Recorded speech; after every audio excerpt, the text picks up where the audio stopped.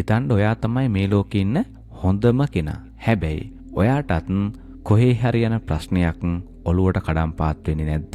පාත් වෙනවම තමයි.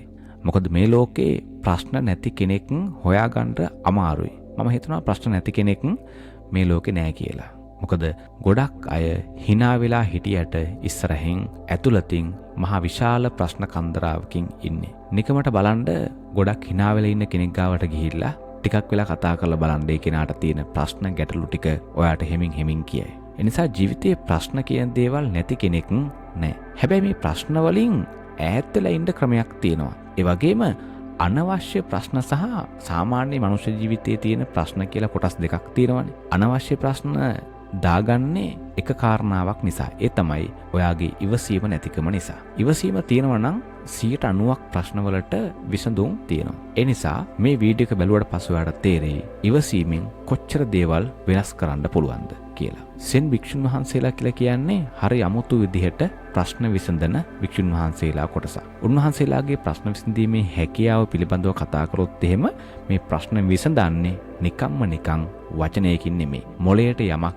ඉතුරු කරලා තමයි, හිතන්න යමක් ඉතුරු කරලා තමයි ඒ අය ප්‍රශ්න විසඳන්නේ. මේ සෙන් කතාවත් අන්න ඒ වගේ කතාවක්. එක දවසක් එක ගම්මානයක් අයිනේ තියෙනවා විශාල පර්වතයක්. මේ පර්වතයේ මුදුනේම තියෙනවා සෙන් භික්ෂුන් වහන්සේ නමක් වැඩ ඉන්න ලස්සන පන්සලක්. මේ පන්සලේ ඉන්න භික්ෂුන් වහන්සේගේ නම තමයි හකුයින් කියලා කියන්නේ. මුන්වහන්සේ ඊ타ත්ම ප්‍රියකරු ඒ වගේම සිල්වන්තයි. ඒ වගේම තමයි ගමේ කාට හරි විපතක් වුණොත් මුන්වහන්සේ ඉක්මනින් ඒ තැනට වැඩම කරලා සැප දුක හොයලා බලන කෙනෙක්. ඒ නිසා කාගෙන් ඇහුවත් මේ සෙන් භික්ෂුන් වහන්සේ ගැන ඒ හැම කෙනාම කියන්නේ උන්වහන්සේ නම් හරිම හොඳ කරුණාවන්ත භික්ෂුන් වහන්සේ නමක්. මේ විදිහට තමයි හකුයින් සෙන් භික්ෂුන් වහන්සේ ගැන මේ නගරේ පුරාම කතා වුණේ. හැබැයි මේ සෙන් භික්ෂුන් වහන්සේට මේ නම එච්චර කාලයක් පවත්වාගෙන යන්න පුළුවන් වෙන්නේ නැහැ. උන්වහන්සේ කොච්චර සිල්වත් වුණත්, කොච්චර ගුණවත් වුණත්, කොච්චර මිනිස්සුන්ට උදව් කළත් උන්වහන්සේට වෙන්න මෙහෙම දෙයක් වෙනවා. උන්වහන්සේ වැඩ ඉන්න පන්සල ළඟම තියෙනවා එක නිවසක්.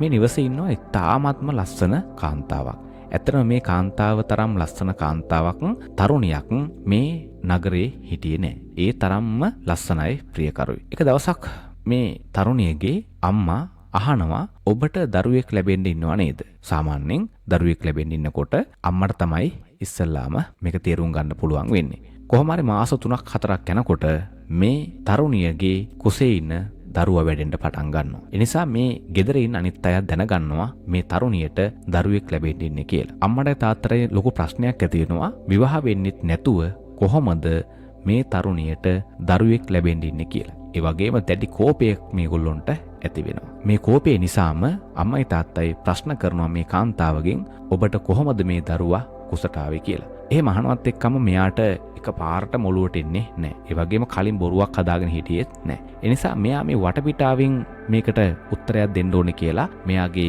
ගේ ළඟම තියෙන අන්නර සෙන් පන්සලේ ඉන්න සෙන් භික්ෂුන් වහන්සේ හකුයින් තමයි වෙන්න මේ දරුවගේ තාත්තා කියලා මේ කාන්තාව අර ගුණවත් ඒ වගේම කරුණාවන්ත හාමුදුරුවන් වහන්සේට වරද පටවනවා. මේක කියනවත් එක්කම අර අම්මටයි තාත්තටයි දෙලවරත් වෙනවා. මොකද මෙච්චර කාලයක් මේ භික්ෂුන් වහන්සේ ගැන හොඳ කිව්වේ. ඒ වගේම පුදුමාකාර ගෞරවයකින් සහ සද්ධාවකින් හිටියේ. දැන් ඒ සද්ධාවත් නැහැ, මොකවත් නැහැ. මේ දිනට අවකේන්තියට මොකද කරන්නේ? ඉක්මනටම මේ අම්මයි තාත්තයි පන්සලට ගිහිල්ලා මේ සෙන් භික්ෂුන් වහන්සේට, හකුයින් භික්ෂුන් වහන්සේට බැනවදිනවා. බැනවැදලා කියනවා ඔබ වහන්සේ කොහොමද අපි මේ පුංචි කාලේ ඉඳන් මේ හදපු තරුණියව විනාශ කරලා දැම්මේ? අපි කොච්චර බලාපොරොත්තු වෙන්ද මේ දරුවව හැදුවේ. හැබැයි ඔබ වහන්සේ මගේ මේ දරුවව විනාශ කළා කියලා.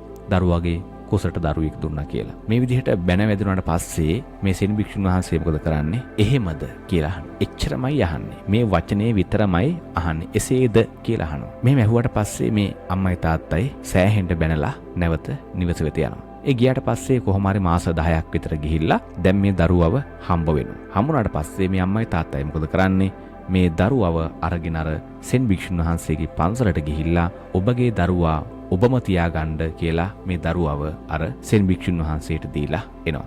ආවට පස්සේ මේ සෙන් භික්ෂුන් වහන්සේ මේ දරුවව බාර අරගෙන අවශ්‍ය කරන කිරි ඒ වගේම ආහාර දීලා අවුරුද්දක් පුරාවටම මේ දරුවව රැක බලා ගන්නවා. මෙහෙම කාලය ගත වෙනකොට අර තරුණියට තමන් කියපු බොරුව නිසා මානසික පීඩනය වැඩි වෙනවා. ඒ වගේම මේ බොරුව තවත් හංගගෙන ඉන්න බැරි වෙනවා. නිින්ද යන්නේ නැති වෙනවා රැයට. ඒ වගේම නරක හීන පේන්න පටන් ගන්නවා. මේ විදිහට අවුරුද්දක්ම ගෙවුණා. තමන්ට කිසිම නිදහසක් නැහැ. ඒ වගේම තමන් කරන කියන කිසිම දෙයක් සාර්ථක වෙන්නේ නැහැ. ජීවිතේ නන්නත්තර වෙලා යන ස්වභාවයක් මෙයාට පෙනෙන්නට ගත්තා. ඉතින් ඒ නිසා මේ තරුණ කාන්තාව මොකද කරන්නේ? මේ අම්මා මොකද කරන්නේ? දරුවගේ දෙමව්පියන්ට ඇත්ත කියන්නට තීරණය කරනවා. ඒ වෙලාවේ අම්මා සහ තාත්තා ළඟට ගිහිල්ලා මේ තරුණිය කියනවා අර පන්සලේ ඉන්න හකුයින් භික්ෂුන් වහන්සේ නෙවෙයි මේ දරුවගේ තාත්තා මාළු වෙළඳසැලක වැඩ කරන තරුණ පුද්ගලයෙක් කියලා. මේක අහනවත් එක්කම දෙමව්පියෝ ඉතාමත්ම දැඩි කනස්සල්ලටපත් වෙනවා. ඒ වගේම කනගාටුවටපත් වෙනවා. මේ කට්ටිය මොකද කරන්නේ? අර හකුයින් ගුරුතුමා ගාවට සෙන් භික්ෂුන් වහන්සේ ගාවට ගිහිල්ලා වැඳ වැටිලා සමාව ඉල්ලනවා. ස්වාමීනි අපිට සමාව වෙන්න. දරුවගේ පියා ඔයා නොවන බව අපි දැන් දන්නවා. අපි දරුවා අහපව් රැගෙන යන්න තමයි මේ ආවේ කියලා. ඒ වෙලාවෙත් මේ හකුයින් භික්ෂුන් වහන්සේ කිසිම හාවක් හුවක් නැහැ. ඊ타ත්ම සංසුන්ව දරුවව මේ දෙමාපියන්ට බාර දීලා එසේද කියලා අහනවා. දැන් බලන්න අර බණින වෙලාවෙත් ඒ වෙලාවෙත් ඇහුවේ එසේද. මේ හොඳ කියන වෙලාවෙත් එසේද. මේ විදිහට තමයි මේ භික්ෂුන් වහන්සේ පිළිතුරු දුන්නේ. ගොඩක් වෙලාවට ප්‍රශ්නවලදී ජීවිතේන ප්‍රශ්නවලදී තමන් වචන ගොඩාක් භාවිතා කරන්නේ නැතුව එක වචනෙන් දෙකෙන් තමන්ගේ ප්‍රශ්නයට උත්තරේ දෙන්න පුළුවන් නම් ඒක ඉතාමත්ම බලගතුයි. හැමතැනම කෑ ගහනවට වැඩිය තමන් නිවැරදි කියලා තමන් නිවැරදි නම් ඒක උදන්නේ තමන්ගේ හිත දන්න. ලෝකේ කවදාවත් සත්‍ය වසන් කරන්න පුළුවන්කමක් නැහැ. ඒ නිසා කවදා හරි ඇත්ත එළි වෙනවමයි. එහෙමනම් ඒකට මොකක්ද අවශ්‍ය කරන්නේ? ඉවසීම. ඉවසීම තියෙනවා නම් හැකි ඉක්මනින් තමන්ගේ ජීවිතේට සිත සලසා ගන්නට පුළුවන්. සතුට ළඟා කර ගන්නට පුළුවන්. දැන් බලන්න අර සෙන් භික්ෂුන් වහන්සේ අර වෙලාවේ Tamanට බණිනකොට පරිභව කරනකොට ගොඩක් වෙලාවට ඒ ගමේ ඉන්න අය දැනගෙන උන්වහන්සේ පාර යනකොටත් උන්වහන්සේට නොයෙකුත් දේවල් කියන්නට ඇති. හැබැයි උන්වහන්සේ එතනින් අයින් වුණාද? නැහැ. උන්වහන්සේ මේ හැම දෙයක්ම දරාගෙන බොහොම ටික කාලයක් හිටියා. අවුරුද්දක් වගේ කාලයක් හිටියා. සත්‍ය මතුවෙන්න පටන් ගත්තා. සත්‍ය මතු වුණාට පස්සේ අර තිබ්බට වැඩි ගෞරවයක් අර සෙන් භික්ෂුන් වහන්සේට මේ ගමේ ඉන්න මිනිස්සුන්ගෙන් එන්න පටන් ගත්තා. ඉතින් ඒ නිසා ඔබට ජීවිතේ යම් යම් ප්‍රශ්න එන්නට පුළුවන්. හැබැයි මේ ප්‍රශ්න කිසිම ප්‍රශ්නයක් කෑකෝ ගහලා මහා හයියෙන් විලාප තියලා අඬලා මේ ප්‍රශ්න විසඳන්න පුළුවන් කමක් ඇත්තේ නැහැ. ඒකට හොඳම විසඳුම තමයි නිහඬව ඉන්න එක, සංසුන්ව ඉන්න එක. කාලය එනවා. ඒ කාලය මොකද කරන්නේ? ඔබේ ප්‍රශ්නයට විසඳුම් හොයලා දෙනවා. ඒ වගේම තමයි ඔබට ඉදිරියට අසතුටින් කාලය ගත කරන්න සිද්ධ වෙන්නේ නැහැ. අෂ්ටලෝක ධර්මය කියන මෙන්න මේ නිന്ദා ප්‍රශංසා දෙකේදීම සෙලවෙන්නේ නැතුව කාලය ගත කරන්න Tamanට පුළුවන් වෙන්නට ඕන. ඒ වගේම තමයි Taman නිවැරදි බව ඔප්පු කරන්නට අනවශ්‍ය විදිහට තරග කිරීම අවශ්‍ය කරන්නේ නැහැ. සත්‍ය කවදා හරි ඉබේම එළියට මතුවෙනවා. ඉතින් ඒ නිසා බොරු වෙස් මුහුණු දාගෙන රඟපාන්න උත්සාහ කරන්නට එපා. මොකද ඒ වෙස් මුහුණු කවදා හරි ගැලවෙනවමයි. සමාජයට තමන්ගේ ජීවිතයට සත්‍යවාදී පුද්ගලයෙක් විදිහට කාලය ගත කරන්න ඒක ඔබේ ජීවිතේ මහා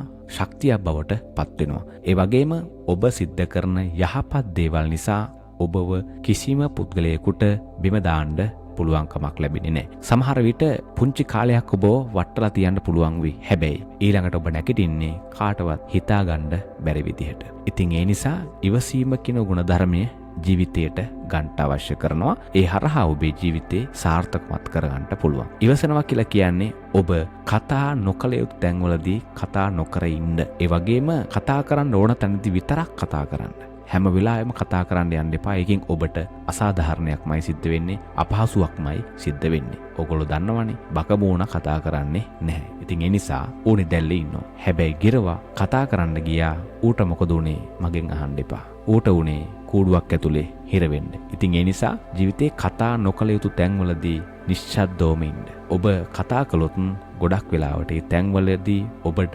අපහසුතාවයක්මයි සිද්ධ වෙන්නේ, අසාධාරණයක්මයි සිද්ධ වෙන්නේ, පාඩුවක්මයි සිද්ධ වෙන්නේ. ඒ නිසා ජීවිතේ මේ ගුණධර්මය ඔබට ඇති කරගන්නට පුළුවන් නම් ඔයාගේ ජීවිතේ ඉතාමත් මිහිලින් සාර්ථකමත් කරගන්නට හැකියාව පවතිනවා. මේ සෙන් කතාව ඔබේ ජීවිතයට කොච්චර දුරට වටිනවද? අනිවාර්යයෙන්ම කමෙන්ට් එකක් දාන්න. ඒ වගේම මේ කතාව හොඳයි කියලා හිතෙනවා නම් අනිවාර්යයෙන්ම ෂෙයා කරන්න. කලබලකාරී ලෝකයේ තුල හොඳින් කටයුතු කරන්නට හැකියාව පවතින්නේ මේ ගුණ ධර්මය ප්‍රගුණ කළොත් පමණයි. ඔබේ ජීවිතේ ඉස්සරහටම යන්නට මේ වීඩියෝ එක හේතුවක් වෙනවා කියලා ප්‍රාර්ථනා කරනවා. ඔබට තෙරුවන් සරණයි. සියලු දේ පිහිටයි කියලා ප්‍රාර්ථනා කරනවා.